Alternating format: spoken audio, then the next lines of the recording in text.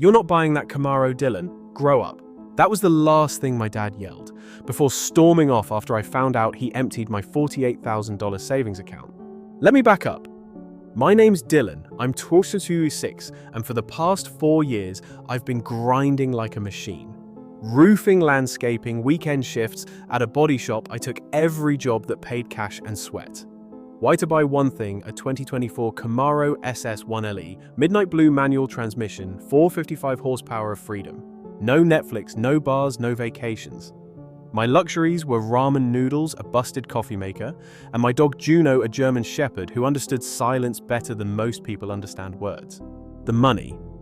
All of it went into a family emergency fund my mum convinced me to open at her local credit union. Better interest, baby, and we'll keep it safe, she said. Joint account just in case something happened to me.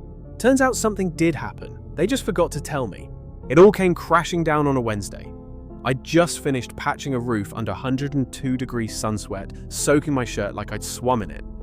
I walked through the front door, ready to talk insurance, quotes, warranty options, and whether I should get ceramic tint or stick with factory. Instead, I found my parents sitting on the couch, smug as if they just solved world peace. "Hey, I said so. I'm picking up the Camaro Saturday. Dealer says it's ready." "You're not picking up anything." Dad cut me off, sipping a soda like this was any other Wednesday. Mum chimed in, barely looking up from her phone. "We used that money, Dylan." My ears rang. I actually thought I misheard. For what I asked. "Our anniversary cruise," Dad said. "And your mum's new RAV4. I stared, blinked, waited for someone to yell, "Gotcha." Instead, Mom started talking about how stressful their lives have been and how they deserved something nice for once. I saved that, I said, almost whispering. 4 years, every job, every damn dollar. "You live here rent-free," Dad snapped. "We thought it was fair." Juno whimpered behind me. I turned slowly and walked to my room, locked the door, and opened the banking app. 243.75. That's what was left. I didn't sleep that night. I didn't cry either. I just stared at the ceiling, counting all the Saturdays I skipped out with friends, the nights I chose instant noodles over anything that cost more than $1.50, and every 14-hour workday that ended with me limping into the house too tired to eat. The next morning, I filed a theft report. They laughed. Literally laughed. "You're seriously calling the cops?" Dad sneered. "It's a family account. You don't sue your own parents." "Watch me," I replied. That weekend, I moved out. Found a small studio with chipped paint, a wobbly stove, and more peace than my parents' 3-story house ever gave me. I brought Juno my savings passbook and a plan. This wasn't over. Not even close. When you grow up believing blood is thicker than betrayal, there's this sick moment of hesitation before you do what needs to be done. But that hesitation fades fast when you realize they didn't hesitate to rob you blind. First thing I did after moving out was hit up Marcus, a buddy I used to work side by side with on solar panel installs. He wasn't just good with tools, he was studying law at night classes. I told him everything, every detail, from the account setup to the moment they casually dropped the bomb like it was a parking ticket. He leaned back, let out a low whistle, and said, "Dude, you've got a case for conversion of funds. That's civil theft." Joint account or not, they misused it. That night, I started gathering everything. Pay stubs, bank deposit slips, text about the account. Even a screenshot from a year ago where Mom texted, "Don't worry, honey, that account's safe for your Camaro fund." The irony nearly cracked my screen. By Monday, Marcus hooked me up with Eliza Wolf, a real attorney sharp, no nonsense with the kind of energy that makes you want to sit up straighter. When I showed her my file of evidence, she didn't blink. This is strong. The fact they documented the spending on social media. That's gold. They bought a car, went on a cruise, all while leaving you with $200 and nerve damage in your shoulders from 4 years of hard labor. Yeah, let's file. It was therapeutic, honestly. Every document I printed, every email I copied, felt like taking back an inch of my dignity. I wasn't just some angry kid with a temper anymore. I was someone with a strategy. I didn't warn them, didn't text, didn't call. I let the court papers speak for me. They were served on a Friday. From what my cousin Luke told me later, Dad flipped a lawn chair and Mom started dry heaving in the sink. I didn't celebrate. Not right away, because this wasn't about watching them panic. It was about making sure they never did this again, not to me, not to anyone. The next week was quiet. Too quiet. Then came the barrage. Voicemails from Mum Dylan. "Please, we didn't mean to hurt you. We thought we were borrowing it. We were going to pay you back." Text from Dad. You ungrateful little punk. We gave you everything. You think a car is more important than your parents? Even a message from Aunt Lisa family doesn't take each other to court. This is disgusting. You've always been dramatic. I didn't reply to any of them. Instead, I got to work. Because suing them wasn't enough. I needed to protect myself. I closed the old account, opened a new one, changed passwords, moved my mail to the studio, got a second phone for work and personal use. I was building a wall brick by brick. Juno was my anchor. Every morning she'd jump onto the thin mattress and lick my face like, "Come on, boss. The world's still out there." I'd pat her head, brew the cheapest coffee known to man, and remind myself that revenge was just the shadow of justice. One afternoon, I bumped into Nate, the guy who ran payroll at my roofing gig. He asked if everything was okay, because my parents had apparently shown up at the site asking for me. I told him the basics, left out the lawsuit part. He nodded and said, "Damn, man. They always acted like they were sacrificing everything for you." Guess that wasn't true. That's when it clicked. My parents weren't just thieves. They were liars spinning this narrative about the ungrateful son to anyone who'd listen. And people were buying it, so I stopped being quiet. I posted my side online, nothing dramatic, just the facts. Saved $48K working roofing and electrical for 4 years. Parents emptied it for a cruise and a new car without my consent. Filed a civil suit for theft. If you think family justifies robbery, ask yourself how you'd feel if your dream was stolen by the people who taught you to dream in the first place. It blew up. People from my old high school started sharing it. Friends from work left comments like, "Bro, I saw how hard you worked. They had no right." Even strangers were tagging car brands saying, "Give this man a Camaro already." Mom called crying again. I didn't answer, but I saved the voicemail where she said, "You're ruining our lives." I replayed it calmly twice. Then came the next move. See, Dad worked as a foreman for a general contractor. His job involved managing teams handling site budgets and locking up multi-million-dollar construction projects. That kind of role requires a spotless record. I did a little digging. His company had strict policies about ethical behavior, especially involving legal trouble. So I sent them a polite email. Nothing dramatic, just facts and public court documents. Dad was suspended pending review by the end of the week. I didn't feel bad. I felt balanced, like the scale was finally leveling. That same weekend, my cousin Jade reached out. "Hey, I know things are rough right now, but for what it's worth, I always thought they treated you like a second-class citizen." I stared at the message for a minute, then replied, "Appreciate it." Took me too long to realize I deserved better. Eliza called the following Monday with an update. They're trying to settle, offering half the money back if you drop everything. I asked, "Do they have the money?" She chuckled. "No, they maxed out the cards. Cruise payments, car loan, they're broke." I smiled for the first time in a long while. Then we keep going. I didn't realize how good silence could feel until I started waking up without 20 unread messages from people trying to guilt-trip me. No more "but we're family" texts, no voicemails dripping with fake tears. Just Juno curled at my feet and the quiet hum of my fridge trying its best. It felt like peace fragile, but mine. Still, things weren't settled. Dad being suspended was only the first crack in their wall of control. The rest came down with the same weight they used to put on me whenever I said no. I'd been living in my studio for almost 2 months when Eliza called again. They finally responded, she said. Their lawyers, let's just say, not a specialist in this kind of case. Translation, they were flailing. They want to meet, she added face to face, try to resolve it without going to court. My gut twisted. The idea of sitting across from the two people who spent my savings on umbrella drinks and snorkeling made my skin crawl.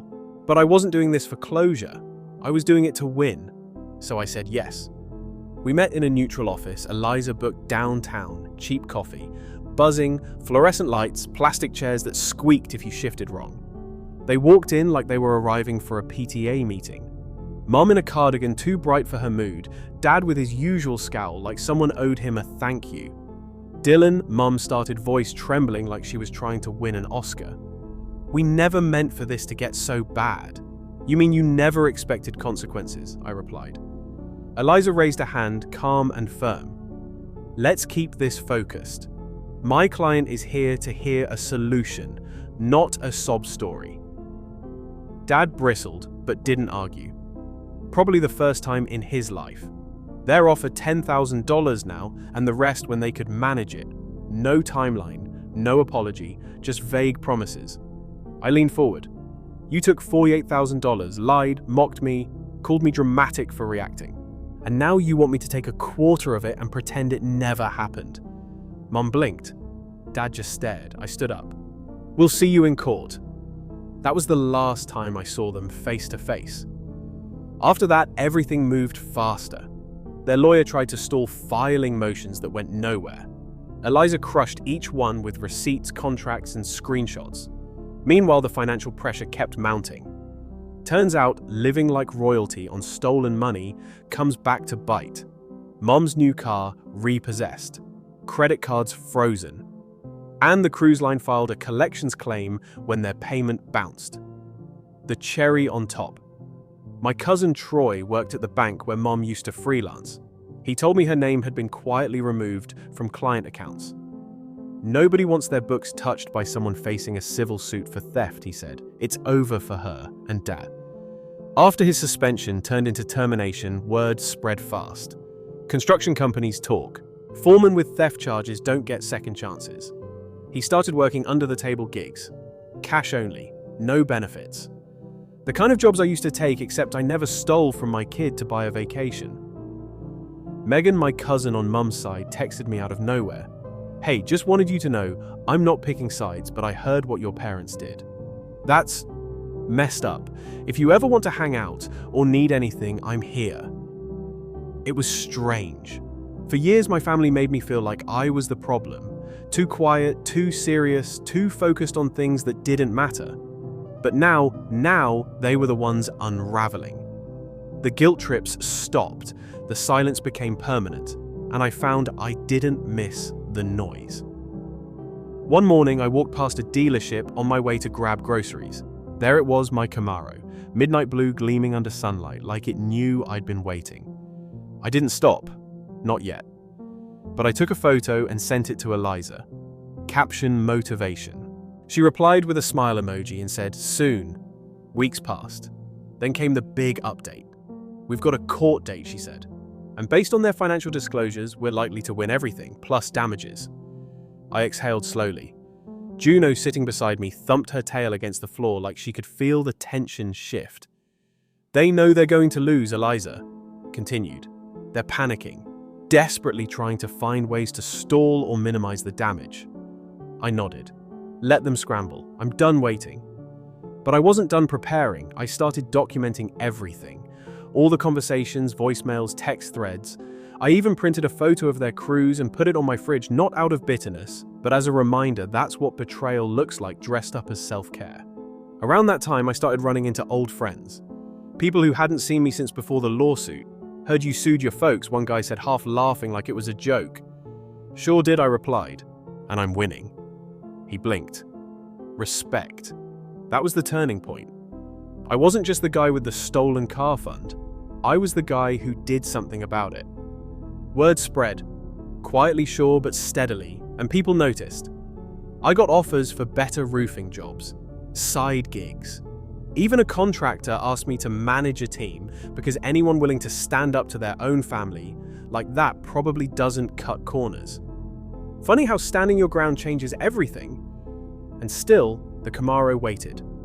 Not a dream anymore, just a destination getting closer every day.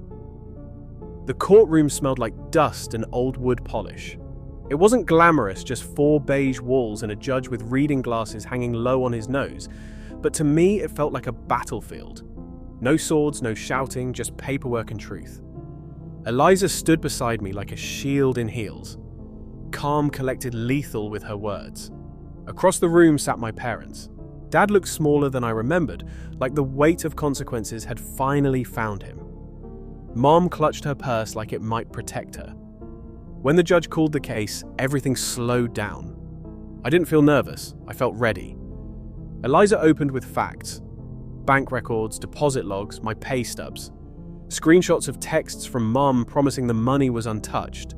Social media photos of the cruise tagged with captions like, finally living our dream. Every piece of evidence stacked on top of the last like bricks, sealing their fate. Their lawyer, some poor guy who clearly didn't sign up for this mess, tried to argue joint ownership. But he stumbled. Couldn't explain why I was the sole contributor. Couldn't justify how someone buys a luxury SUV and calls it a family emergency. The judge didn't say much, just listened, nodded occasionally, then asked my dad directly, "Did you ask for permission to use the funds?" Dad hesitated. "We assumed." "That's not what I asked." Silence. Just like that, the air shifted. The judge leaned forward, hands folded. "You stole from your son. Regardless of intent, the result is the same. This isn't about legality of access. It's about moral and financial violation." When the ruling came, it was quiet, just words on paper. But to me, it was thunder. Full repayment $48,000, plus $15,000 in damages and legal fees. Total $63,000. They didn't even flinch, because they knew they couldn't pay. That afternoon, I walked out of court with Eliza, who looked like she'd just finished a routine grocery run. "What now?" I asked. She smiled. "We collect." The next few weeks moved fast. Asset seizure paperwork flew like confetti at a failed parade. Their house put under lien, Mom's precious jewelry evaluated and tagged. Even Dad's tools, those he used to mock my work, were listed. The Tahoe already repossessed months ago. Now it was the rest of their comfort collapsing around them. Friends started calling me, not the ones who vanished when things got ugly, real ones. Marcus, Nate, even co-workers I hadn't heard from in months. "Heard you won," they'd say. About time someone stood up to them. I didn't gloat, I just nodded. Because the point was never about payback, it was about clarity. One afternoon, my phone rang. Unknown number, I let it go to voicemail. Dad's voice cracked through the recording. "Dylan, your mum's sick. We're behind on everything. We're in a small apartment now. I can't find steady work. Just thought you should know. I deleted it. Not because I didn't care, but because I'd cared too much for too long." Around the same time, a dealership emailed me. The Camaro I'd been watching back in stock. Midnight blue. Manual. Same package. Price $49,800. I stared at the screen for 5 full minutes. Then I called. "Hold it," I said. "Cash buyer. I'll be there Friday." When I walked into the dealership, something strange happened. The sales rep smiled, did his whole pitch, then asked, "So how long you been saving for this beast?" I looked around. Glass windows, spotless floors, that new car scent floating in the air like victory. 4 years, I said, and a lifetime of being told I'd never get it. The engine purred like a challenge when they handed me the keys. I slid into the driver's seat, hands gripping the wheel like it owed me something. When I turned the ignition, it roared, a sound that vibrated through my chest and cracked something I didn't know had hardened. Juno was in the passenger seat, tail thumping, ears perked, the windows down, wind in her face. We pulled onto the road like we belonged there. Not because someone gave us permission, but because we earned it. I drove past my parents' old house. Empty, for sale sign crooked in the yard. Grass, overgrown porch light still flickering like it was waiting for someone to come home. No one would. I didn't stop, just let the engine growl as we passed. A week later, I posted one photo, me next to the Camaro Juno beside me. Caption, "Stolen dreams can be rebuilt. Just takes longer and hurts more. Worth every second." The response, wild. Comments, shares, messages. Strangers saying they cried, friends saying they were proud. Even old classmates admitting they used to think I was too intense, now saying I inspired them to stand up for themselves. Megan, my cousin, liked the post. No comment. Just a silent click that said more than any apology ever could. A few days after, I got another unknown number call. Let it go again. This time it was Mum. "We lost the house, Dylan. Your dad's trying, but I just wanted to say I'm sorry. Not for losing the money, for not believing in you." I didn't reply. Not out of spite, just nothing left to say. Some bridges don't burn. They rot slowly until one day they collapse on their own. Juno and I kept driving. Long weekends, empty highways, playlists full of old songs I used to listen to while working late shifts. Every mile felt like freedom. Every tank of gas a middle finger to the past. And still, I didn't feel like I won anything. I just felt restored, like I'd returned something that was mine all along. My voice, my worth, my direction, and no one was ever taking it again. It's strange how silence fills the spaces where chaos used to live. The kind of silence that doesn't echo, it settles. It doesn't demand your attention. It gives you space to breathe. That's what my life became after the court's decision, after the Camaro, after my parents vanished from my everyday thoughts. Peace wasn't loud, it was just consistent. Mornings with Juno, coffee that didn't taste like stress, work that felt purposeful, not just survival. But you can't erase people overnight. Not when they shaped the very ground you learned to walk on.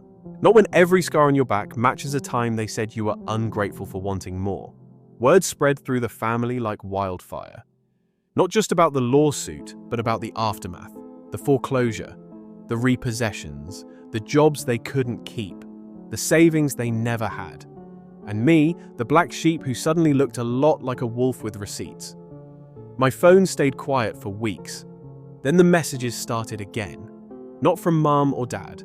This time, it was the satellites. Aunt Celia, Uncle Mark, Cousin Danielle, all of them with the same playbook. Guilt, concern, then thinly veiled shame. I heard what happened. Your parents are struggling. You've made your point. Don't you think family's about forgiveness, not revenge? I didn't respond to any of it. I didn't need to. Because the version of me who would have crumbled under those words didn't exist anymore. That version was buried under every paycheck I handed over while they smiled and spent like it was owed to them. One day, I got a letter, an actual paper letter, postmarked from 2 towns over, no return name, just an address I didn't recognize. The handwriting was shaky, old, familiar. I opened it on the porch with Juno at my feet and the Camaro cooling in the driveway behind me. Inside was a single page. No apology, just desperation. Dylan, your mum's not doing well. She's been crying every day. Your dad's trying to get disability, but it's not going through. We might have to file for bankruptcy. I know you're angry, but please, if there's anything you can do, even just a call. She misses you. I folded it up and slid it back into the envelope. I didn't cry, didn't curse. I just sat there, the weight of that letter pressing down on memories I'd buried so deep they didn't bleed anymore. Because it wasn't just about the money. It never was. It was about the years they spent teaching me that love had conditions. That sacrifice only counted if you never asked for anything in return. That dreams were a luxury, not a right. And when I finally dreamed out loud, they took it, cashed it in like a coupon for comfort. I looked over at Juno, her eyes calm, her head on her paws. "We good girl." She thumped her tail once, slow and steady. Yeah, we were good. That night I drove. Not anywhere special, just out. Long stretches of empty road engine humming like a heartbeat. I thought about calling, not to reconcile, just to say I wasn't angry anymore. But the truth is, I didn't owe them that. Closure isn't a gift you hand out to the people who broke you. It's something you build on your own. And I'd built mine mile by mile. I passed the old high school, same cracked parking lot, same fading football banners. I remembered sitting in that lot at 17 windows down, dreaming about cars I couldn't afford, and a life that felt like it belonged to someone else. And now I was that someone else. Different. Sharper. Tired maybe, but whole. A week later, I got a message from someone I hadn't heard from in years. Ethan. My best friend from back when everything first exploded. "Yo, just saw your name in a Reddit thread. That Camaro looks sick. Proud of you, man." I smiled genuinely. Because Ethan saw me before the damage, and he was seeing me after. That felt right. I replied, "Took a few detours. But I made it." He sent back a photo, us in high school greasy from a failed attempt to fix his Civic's exhaust. "Told you we'd figure it out." Sometimes the smallest things hit hardest. That picture stayed on my fridge next to my court victory notice. 2 pieces of paper, one full of memories, the other full of redemption. Another week passed before the call came. This time I answered. No unknown number, just a quiet voice. "Dylan, it's Mum." I didn't say anything. She continued shaky and tired. "I know you don't want to hear from me, but I wanted you to know we lost everything. We're living in a one-bedroom in a bad part of town. Your dad's working nights when he can. I'm doing bookkeeping for pennies, and I know we deserve it. I miss my son." That's what did it. Not the apology, not the loss. The word son, like I was still hers, still tethered to that house I fled from, still expected to carry a name that cost me everything. I breathed in slow. "I hope you're safe," I said. "But this isn't about missing me. It's about losing control of me."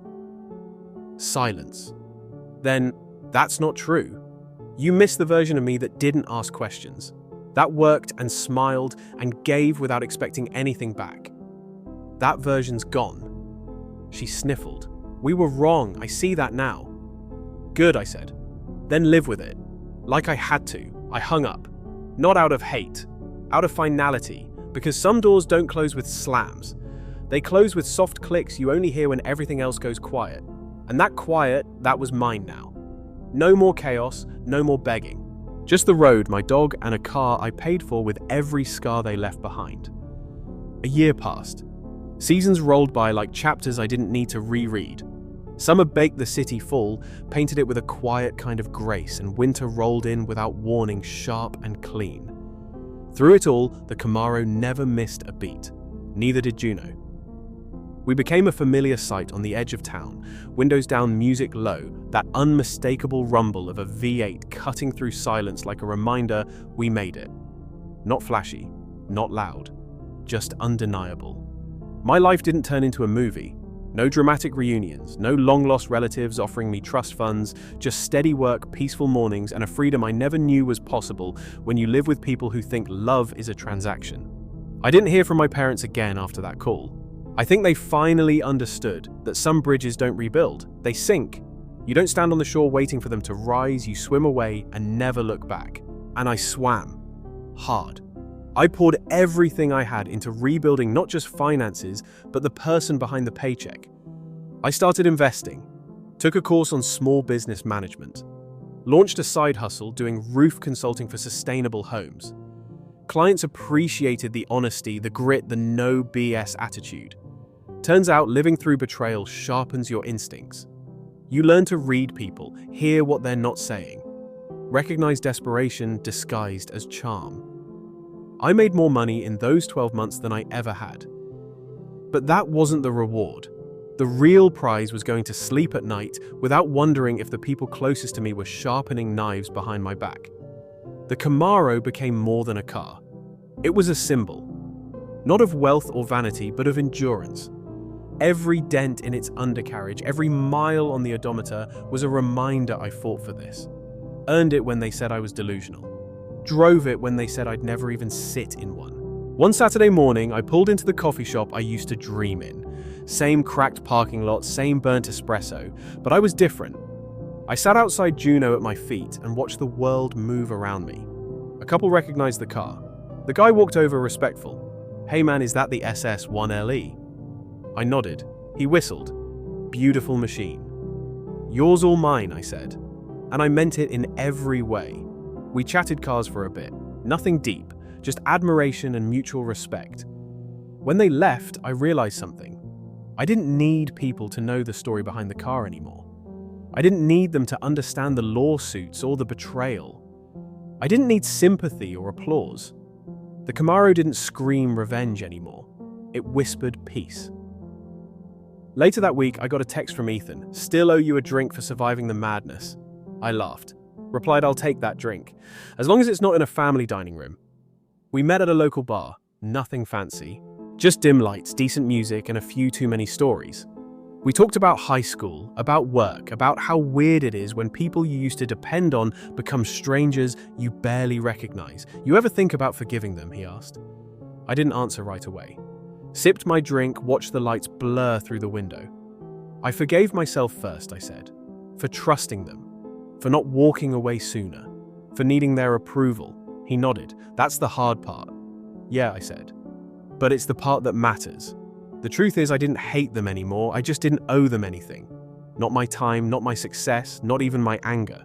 Letting go wasn't an act of mercy, it was survival. Rage burns fast, but healing takes time, and I gave it all the time it needed. Some nights I still dream about the house. The sounds of the TV blaring from Dad's recliner, Mom humming while making coffee, the smell of carpet cleaner and guilt. But I don't wake up bitter. I wake up grateful, because those dreams remind me of where I came from and where I refuse to stay. One last thing happened before the year ended. A letter, handwritten again. But this time it wasn't a plea. It was from my cousin Danielle. I want you to know she wrote you weren't crazy. I saw what they did. I didn't speak up then because I was scared. But I've watched everything unfold and I'm proud of you. You made it out. You didn't just survive, you built something better. I hope I find that strength someday too. I read it twice. Not because I needed the validation, but because it reminded me I wasn't alone. That sometimes the ones who hurt you the most are the loudest, but they're not the only voices. Others are watching, learning, finding their courage.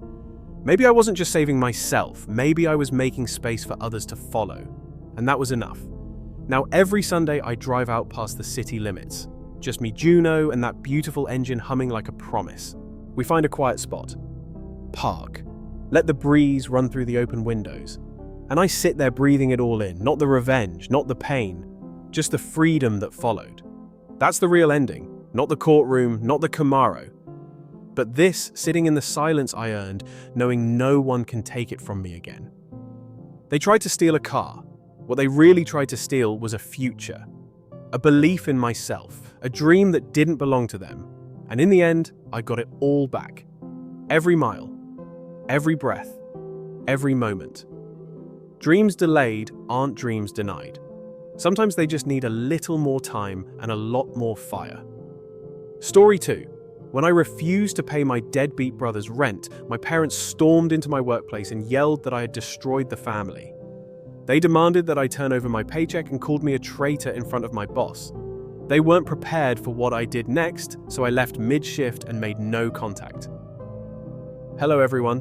Prior to starting today's video, I need your assistance. One of the best ways you can help us out is to subscribe, as we've noticed the channel is losing some of its popularity. It's quick, free, and helps us continue to provide you with amazing content. Your assistance is greatly appreciated. Together, let's continue to grow this channel. Many thanks. Let's begin the video now. Hey Reddit, my deadbeat brother's rent was demanded to be paid by my family. They stormed into my workplace during my presentation and began disparaging me in front of my boss after I refused. I then went into full ghost mode after making a few calls. They were in a panic. This is what transpired. I was a 28-year-old man with a good life, a good job at a marketing company, a home of my own, no debt, and what I thought was a close-knit family. Actually, I had a pretty good marketing gig. Digital marketing initiatives for mid-sized businesses. I'd been regularly meeting my goals for the past 3 years, and the bonus structure was decent. The kind of steady job that gives you peace of mind that your expenses are taken care of. In addition, I recently acquired a significant automotive client. The commission structure was crazy. Every quarter I was looking at bonuses that could purchase a good used car. And I have Snow too. When it suits him, my 3-year-old husky, who is essentially a furry tornado with separation anxiety, can be as smart as a brick. Apparently, my living room has turned into the Siberian tundra, so this morning I saw him attempting to hide his breakfast in the couch cushions. Let me describe it to you. This hardware store is owned by my parents. Parker Hardware and Supply is what we'll call it. Ever since Obama took office, that has been losing money. They behave as though it were a multi-generational empire. But in reality, it's a glorified hobby shop that runs solely on my monthly contributions, which began when I was 24 years old, as assistance in co-signing a business loan and somehow developed into ongoing financial support. Then there's my 25-year-old brother Brian, who has perfected the art of being a victim in his career. Because his professors didn't grasp his creative vision, this guy left college in his junior year. Since then, he has worked as a pinball barista, yoga instructor, Instagram wellness coach, and now he works part-time at a store downtown that sells crystals and sage. 4 months was the longest he had been employed. When I told my best friend Ezra about his most recent career move, he said it best. Your brother is selling rocks to Karens under the guise of spirituality, dude. It's not a job. That's an extra step participation trophy. This is where it gets interesting though, because he needs to be surrounded by positive energy for his spiritual development. Brian rents a loft in the trendy district for $400 a month. In the meantime, he sells expensive rocks to soccer mums going through a midlife crisis for about $800 a month. The math is your responsibility. I've been behind on my safety net auto payment for years. Please lend a hand just once. Your short-term family emergency will reimburse you. Deposit for the new location security. Following his eviction, his future is being invested in. I kept telling myself that they would eventually get their act together and that it was only temporary. Dad's phone call 3 months ago served as a wake-up call for me. He begins by doing what he usually does. Hello, champion. Have a moment. Basically, it's code to empty your wallet. It turns out that my parents need me to cover Brian's rent because they are having financial difficulties. Totally, not for a short time. Indefinitely, he is related. When I hesitated, Dad said, "Family does this. We look out for one another." I questioned why Brian couldn't simply relocate to a less expensive area. His answer: his physique differs from yours. There are warriors among us. Others must be safeguarded. The warrior is you. Snow, who was in the background during the entire conversation, was having a very dramatic breakdown because his favorite tennis ball had rolled under the couch. The father actually questioned whether someone was being murdered because the howling and commotion was so loud. Traditional manipulation, guilt me into compliance by making me feel special. Mom picked up the phone and laid on the emotional blackmail after I told her I needed to think it over. We made a lot of sacrifices for you to have opportunities, and now you refuse to support your own brother. Are we raising the wrong kind of son? Ezra responded right away when I called him to vent about it. Hey bro, your brother's crystal meth is being subsidized by your parents who own a failing hardware store. The crystal meditation business, that is. Family values don't look like that. That is an emotional pyramid scheme. False. Because Brian called me directly 3 days later and told me a heartbreaking story about how his landlord was threatening to evict him. He urgently needed $4,800. Current month, plus late fees, plus the advance for the following month. He said something that still irritates me when I told him that I couldn't drop $5,000 on a Tuesday. I suppose I now understand where I stand with you. I will remember this conversation when I am homeless. I will never forget who supported me and who did not. I understood then that this was not about supporting family. Allowing a grown man to refuse to live within his means was the goal here. I told my parents no, but they played the victim and blamed me for having boundaries. The real fun began at that point. It was like kicking a hornet's nest to refuse my family. These individuals had elevated emotional manipulation to the level of an art form, and the guilt trip campaign was well underway within a day. It began when my mother called me on my office landline, not my personal phone. During my busiest project week, she managed to get the number and call crying, as she described how I was leaving the family during their most trying time. From 3 cubicles away, my coworker Janet could hear her asking how my mum was doing. Of course, the timing was ideal. In addition to preparing for quarterly reviews, I was managing 3 client campaigns. As your boss passes by, you hear your mother sobbing into your work phone about family loyalty. That's a recipe for career suicide. My 6-month-long campaign for an automotive client was in jeopardy. Here's my mum making my office look like something from an episode of Jerry Springer. Then the barrage of texts began. Dad is sending me articles about children who left their parents and successful people who have forgotten their roots.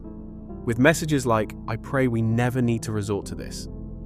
Mom sends me links to GoFundMe pages for homeless families. I'm receiving screenshots of eviction notices from Brian. They even began phoning my office and posing as prospective customers. When Mr. Johnson inquired about our family loyalty discount packages, I realized. When I showed Ezra the texts, his reaction was really subtle. It appears that your family group chat is a Nigerian prince scam. Had a child with a lifelong film. Dude, this manipulation is weapons grade. The psychological conflict intensified when they began to involve others. Every family get-together turned into an intervention all of a sudden. Your dad said you're going through a selfish phase, Uncle Derek. Melissa, my cousin. Your mum seems to be under a lot of stress right now. Is everything all right? Grandma Parker, who is 80 years old, even called to inquire as to why I wasn't assisting my brother when he needed it. However, it wasn't until our monthly family dinner 2 weeks later that things really escalated. I arrived with the hope that we could resolve our differences like grown-ups. Rather, I entered an ambush. Somehow Mum had printed out my bank statements. She most likely obtained them when I allowed her to assist with paperwork during tax season, and she had precisely determined how much I could contribute.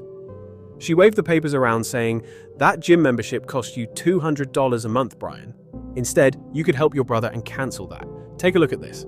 Netflix, Spotify, or even your auto loan. You must make decisions." Dad added his favorite guilt trip in his comment. "As a child, we never asked you for anything. Helping us when we're having trouble is the least you can do. I mentioned that I've been sending you money for 4 years. That's not the same." Dad insisted, dismissing my words with a wave. "The store is an investment. This is family." When I suggested maybe Brian should get a full-time job, Mom's voice went ice cold. "Not everyone can be as heartless as you've become. Some people have feelings. Some people care about more than money." The dinner ended with Brian dramatically storming out. "I can't believe this. I thought family meant something. I guess I was wrong about you." Mum followed him, shooting me a look like I'd personally ruined Christmas. Dad just shook his head and said, "I don't know what happened to you, son. You used to care about this family." Driving home that night, I realized something had fundamentally shifted. These weren't the people who raised me. Or maybe they were, and I'd just been too blind to see it. Either way, I was done being their personal safety net. When I got home, Snow was waiting by the door with what I can only describe as a guilty expression. Turns out he'd somehow managed to get into the kitchen cabinet and had eaten an entire bag of dog treats, then thrown up on my carpet in a perfect circle like some kind of ritualistic offering. The vet bill from his stomach pump cost more than what Brian makes in a week. But they weren't done with me, not even close. The breaking point came 6 weeks later, and it was so insane. I still can't believe it actually happened. I was at work leading a presentation for our biggest client, a tech startup, looking to rebrand their entire image. This was huge for me personally. My boss had basically said, if this went well, I'd be looking at a promotion and a significant raise. The conference room was packed. My whole team, the clients, and even a few executives who had flown in especially for this meeting from our parent company. Sarah, our receptionist, rushed through the door 20 minutes into my presentation, looking frightened. "I apologize for interrupting, but a family emergency has arisen. It's urgent according to your parents who are here." Mum and Dad pushed past her into the conference room before I had a chance to comprehend what she had said. Not my cubicle, not the corridor. "I'm giving a presentation to 12 suit-clad people in the actual conference room." "You're there," Mum yelled and gestured at me as if I were a runaway. "You have no right to disregard your family during times of crisis." The room fell silent. My client, a well-groomed CEO in his 50s, appeared to be watching a nature documentary about relatives who are insane. Dad began to shout at me, saying that I had forgotten my roots and abandoned my blood. This is the part that still enrages me, though. Mum said, "This boy owes his family money," glancing straight at my boss. "He believes he is too good to help his brother stay out of homelessness, even though we raised, fed, and clothed him. Perhaps you should be aware of the type of person you are hiring. My supervisor." As my mother attempted to ruin my career in real time, this eminent man who had been my mentor for 2 years just looked on in disbelief. "You ought to garnish his wages," she said, turning to face him. "Teach him to be responsible for his family. His exact income is known to us. This is completely inappropriate, Mom." My boss got off to a bad start. "Stop him, Dad. A son leaving his family is inappropriate. Until this is resolved, we will not be departing." I watched as my parents performed for people I respected, and I watched as my professional reputation crumbled. Evidently wanting to get away, the client kept checking his watch. My group appeared embarrassed. By the door, Sarah was actually wringing her hands.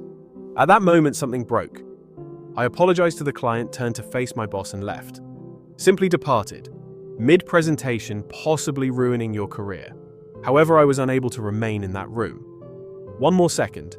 The fallout was vicious. We've lost 3 years of developing a relationship with this client. In order to save the presentation, my team had to work quickly.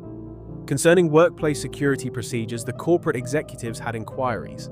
I sat in my car in the parking garage for the remainder of the day, answering HR calls regarding the incident and wondering if I was still employed.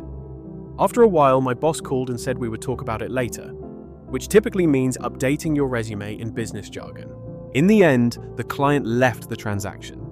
My parents' inability to respect professional boundaries cost me 6 months of work. We're discussing a $2.3 million campaign that would have shaped my professional path over the following 5 years. Rather, I had the opportunity to explain to my team why our most important pitch meeting ended up becoming a family therapy session. However, the abuse didn't stop there. Brian arrived at my apartment that night.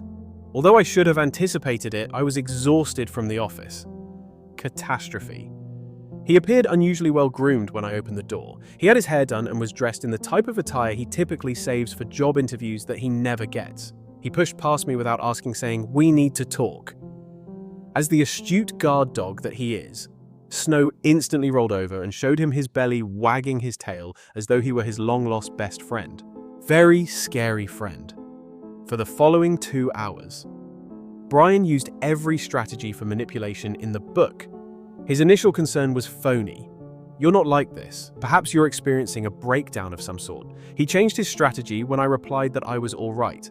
"What's it like to watch your mother cry every night due to her son's refusal to assist his own brother? She keeps asking herself, where did I go wrong? Perhaps she ought to inquire where she went wrong. She reared a 25-year-old who is incapable of covering his own rent." Brian's eyes flashed as I spoke. "Don't you think you're so much superior to us? You believe you are superior to your family simply because you work in a corporate setting." He turned to gaslighting when that failed. "You're recalling incorrect information about assisting us.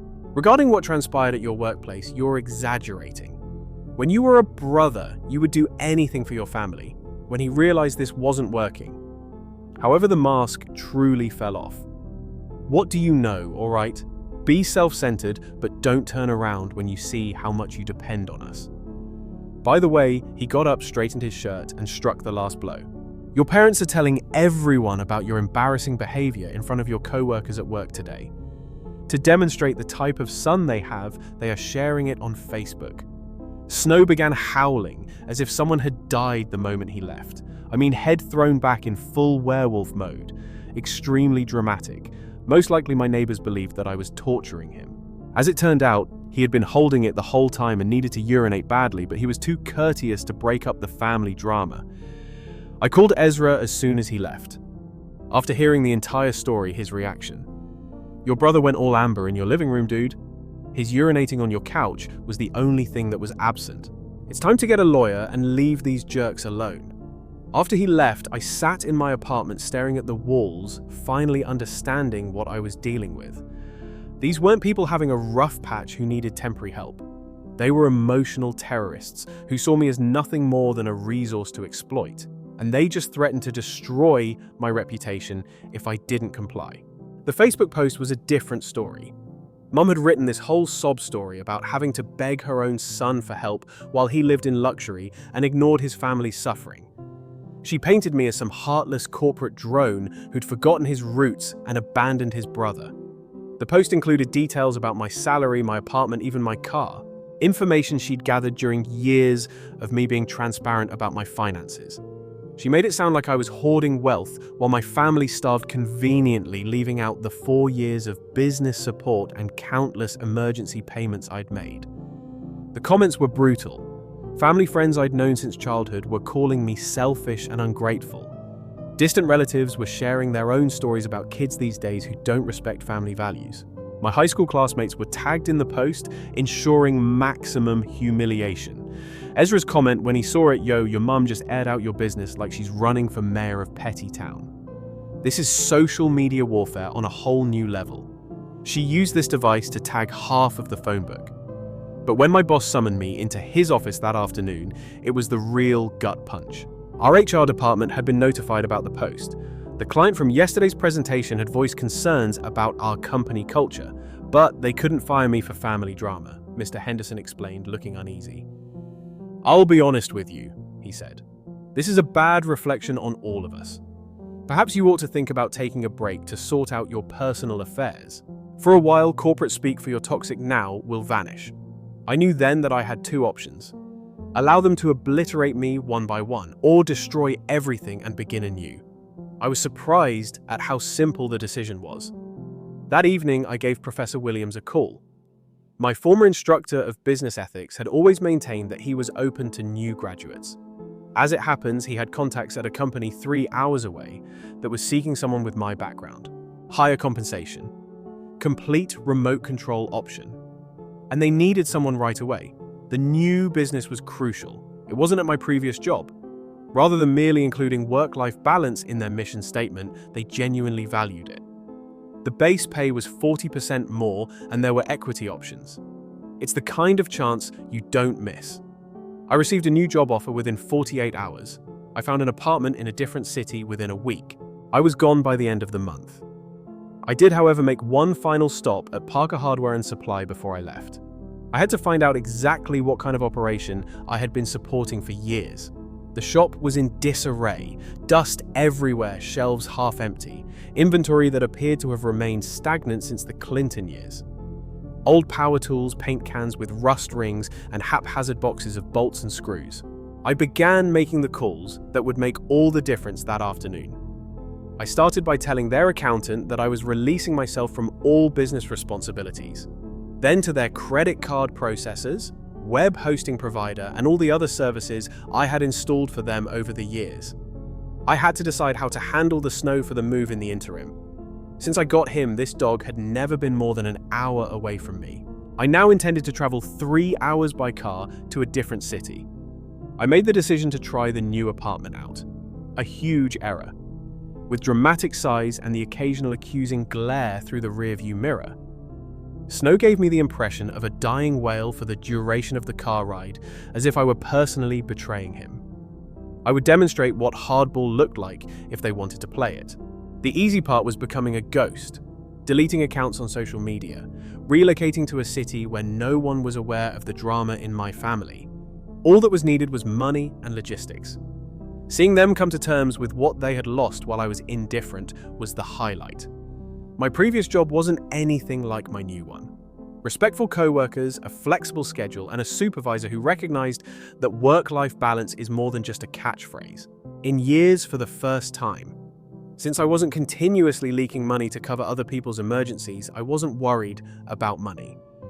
As soon as he moved into the new apartment, Snow made the living room his own personal domain. He had rearranged all the couch cushions into what I can only describe as a fort, and he was sitting in the center of it looking really proud of himself when I got home from my first week of work. Additionally, he had managed to open the balcony's sliding door and had been using the screen to engage in what seemed to be amicable discussions with a local cat. The slow-motion implosion of Parker Hardware and Supply, however, was the true source of satisfaction. You see, I had done it correctly when I had set up their digital infrastructure back in 2020. Expert hosting for emails, platform for online shopping, processing of payments, inventory control, automation of social media. I paid for and managed the systems that powered their entire contemporary operation. They had grown accustomed to letting me take care of the computer-related tasks while they concentrated on the crucial business choices.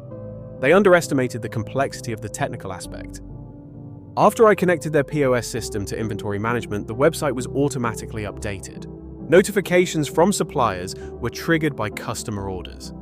It was a lovely networked system that needed real knowledge to keep up. Stopping the money was only the first step. Dad's new burner phone began sending me frantic voicemails 3 weeks after I vanished. Yes, after I blocked their numbers, he did purchase one. It seems that contractors were expressing dissatisfaction over the failure of their website to fulfill large orders. Because of erratic activity patterns, their payment processor had suspended their account. Messages were being bounced back to senders in their business email. The finest aspect, in reality, I hadn't ruined anything. I simply stopped keeping up with systems they didn't comprehend.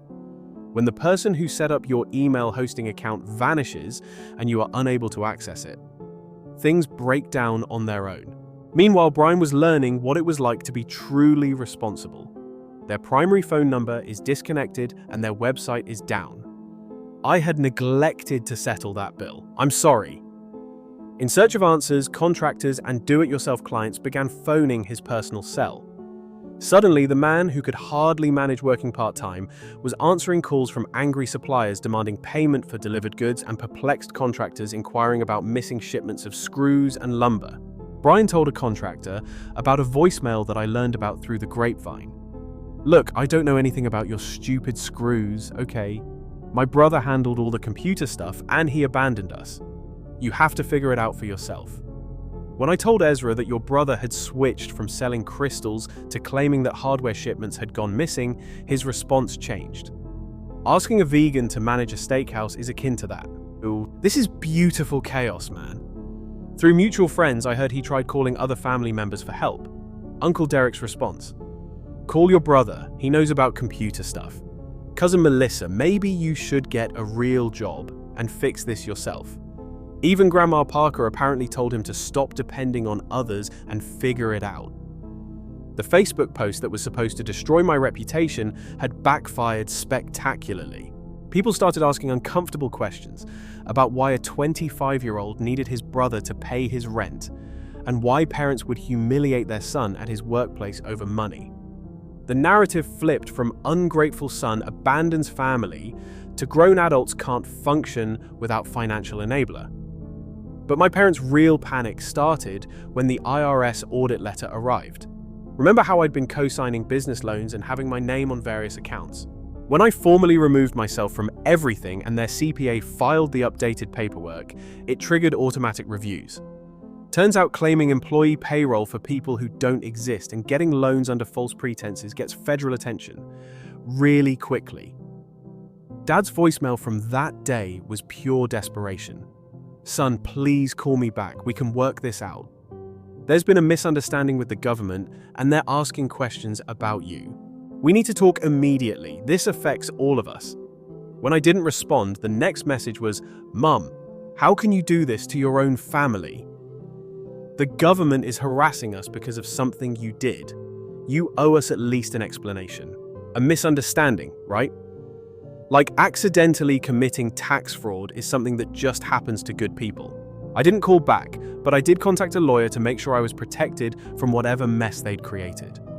It turned out that the best thing I had ever done that evening was to record everything before severing ties. Snow's head got stuck in an empty peanut butter jar for some reason. How he even got it is beyond me. The peanut butter jar was spotless, and I don't keep it that low. He seemed to have used some sort of magic trick to give me something else to be concerned about. He stared at me with those critical eyes, as if I was to blame for this, and I spent 20 minutes using dish soap to try to get him unstuck. While my former family collapsed spectacularly, I was thriving 4 months into my new life. Without having to deal with any of it directly, the best part was watching it all play out through the family gossip. Enough anomalies had been found during the IRS audit to warrant a thorough investigation. They had been using my social security number on documents I had never signed, inflating business expenses, and claiming fictitious employees. As serious as it sounds, my lawyer referred to it as identity theft with intent to defraud the federal government. In March, Parker Hardware and Supply formally closed, not just temporarily, as they kept saying to undergo renovations. When the tax problems were discovered, the state cancelled their business license and the landlord had locked them out after 4 months of unpaid rent. They lost 20 years of family history because they were unable to function without their own ATM. At this point, Dad was working part-time at Lowe's, which, to be honest, may have been his first real job since the Carter administration. It wasn't lost on anyone that he worked for a big box hardware store after saying his small business was so important. After 3 weeks of employment at a call center, Mom was fired due to her attitude. She reportedly insisted on telling clients that their expectations of her to resolve their issues were unreasonable. In customer service, it turns out that treating strangers like emotional punching bags is ineffective. The destruction of finances was total. The store was gone. The residents, their credit score, and their standing in the neighborhood. Local contractors who had worked with them for years were telling their own terrifying tales of unpaid invoices and delayed deliveries. Ezra's perspective on Dad's new position. Your dad used to own a hardware store, but now he works at Lowe's. It would be akin to Gordon Ramsay becoming a McDonald's cashier. The poetry is self-explanatory. In April, the house was put up for sale. It turns out that maintaining a 4-bedroom mortgage becomes impossible when you lose your main source of income and are hit with hefty IRS penalties. Uncle Derek had been one of the flying monkeys telling me I should help them, so it must have been awkward when they temporarily moved in with him. However, it was most satisfying to observe Brian's predicament. After months of unpaid rent and without any of his prolonged guilt, his landlord had finally evicted him. To keep him in the hip neighborhood, Trip Network stepped in and offered $2,400 per month. Just in time to become homeless with his parents when they lost the house he had returned home. When I last heard from him, he was living in Uncle Derek's basement and for the first time in his adult life working full-time. When confronted with real homelessness, working overnight shifts at a 24-hour diner and seemingly being surrounded by positive energy seemed less significant. My cousin Tyler claims that the family group chat had devolved into an unrelenting barrage of accusations and drama. He shared a text exchange that was typical of Brian. "You are solely to blame for this since you failed to help me when I needed it. We gave you everything and this is how you repay us," Mum said in response. And Dad adding that none of this would have occurred if your brother hadn't deserted us. After 6 weeks, Uncle Derek finally ejected them. Tyler claims that he told them, "I'm not running a charity for grown adults who refuse to take responsibility for their own lives," as his parting words. Snow's thoughts on the family drama were different. Tyler Snow would howl along to whatever music was playing whenever I received an update from him, as if he were offering emotional commentary. It was Celine Dion's "My Heart Will Go On" last week. The moment Tyler informed me about Brian's job at the diner was ideal. Snow struck those high notes as if he were lamenting the passing of his career in spiritual wellness. The extended family was beginning to learn the truth about what had actually transpired. The Facebook post that was meant to harm my reputation was still up, but people were now interpreting it in a different way. They didn't exactly get the support they had hoped for from remarks like, "Perhaps he should get a job," and "Sounds like you raised your kids to be dependent." However, the true confirmation came from a surprising place. When Professor Williams called to see how things were going at his new job, he mentioned that someone posing as my father had gotten in touch with him. In some way, Dad had located my former advisor and attempted to reason with him about family responsibilities. Professor Williams claims that Dad had stated, "My son has lost his way. He no longer understands the meaning of family." Perhaps you could remind him that family comes first. The answer from Professor Williams. "Among the most responsible young men I've ever taught is your son. You certainly earned it if he stopped communicating with you." I realized then that I had made the right decision. These individuals had been attempting to damage my reputation, control everyone around me, and portray themselves as victims for months. However, the truth eventually surfaces. Furthermore, people are not as dim-witted as my parents thought. In this story, I wasn't the bad guy. They couldn't cope with losing their main source of emotional and financial support, and I was the only one who wouldn't allow their dysfunction.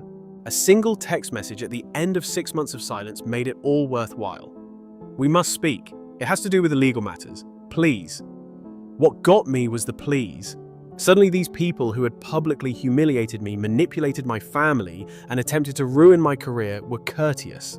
I didn't want to talk though. I wanted to see them suffer the consequences, without my presence to apprehend them. I discovered the full scope of their legal issues from my attorney.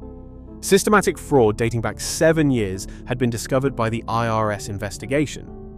They had been using my information on loan applications without my knowledge, inflating their business expenses and claiming me as an employee while I was working somewhere else. The federal government demanded their money in addition to interest and penalties. In addition, they might have been charged with crimes. Their lawyer had contacted mine to inquire about my willingness to testify that I had been a silent partner in the company. In essence, they wanted me to save their asses by lying to federal investigators. Though professionally worded, my lawyer's response basically said, "Hell no," in legalese. The civil case was equally fulfilling. Do you recall the equipment loan I co-signed when Parker Hardware and Supply went bankrupt years ago? Everyone on the paperwork was pursued by the bank because I had accurately recorded my exit from the company prior to any defaults. I was safe. My parents weren't. The bank was pursuing them personally for the remaining amount after seizing what was left of their inventory, which was primarily old tools and corroded hardware. But the real masterpiece was watching them try to rebuild without understanding how any of their systems had worked. They had tried to relaunch the company under a different name, but they were starting from scratch because they couldn't access their supplier contacts, customer database, or payment processing. However, they weren't beginning at the beginning. They had damaged credit and unresolved legal matters, so they were off to a bad start. Brian had attempted to start his own spiritual wellness consulting business, which reportedly involved charging $200 for energy alignment sessions and sharing motivational quotes on Instagram. He had sold to the same church friend who contributed to their GoFundMe exactly once. Customers had complained about his attitude, and even the crystal shop had let him go. I've heard that the last family get-together was a complete failure. Thanksgiving was hosted by Uncle Derek, and the entire event turned into a blame game. Tyler claims that Brian and Mom had conversations along the lines of, "You ruined my life by not teaching me how to be independent." From mother to father. "It's your fault for not putting in more effort. Dad, to all of you. If my son hadn't betrayed his own family, none of this would have occurred." According to reports, Grandma Parker got up and said, "Enough. Each of you made a decision. Quit attributing your troubles to other people." Family members agreed that my parents had caused this themselves, according to Tyler, who had turned into my unofficial family intelligence source. According to reports, even Grandma Parker, who had at first found their sob story endearing, was repulsed by their actions. The GoFundMe remained active after discovering the whole truth. By the way, the majority of the $347 that was raised after 8 months came from people who had subsequently requested their money back after learning of the fraud charges.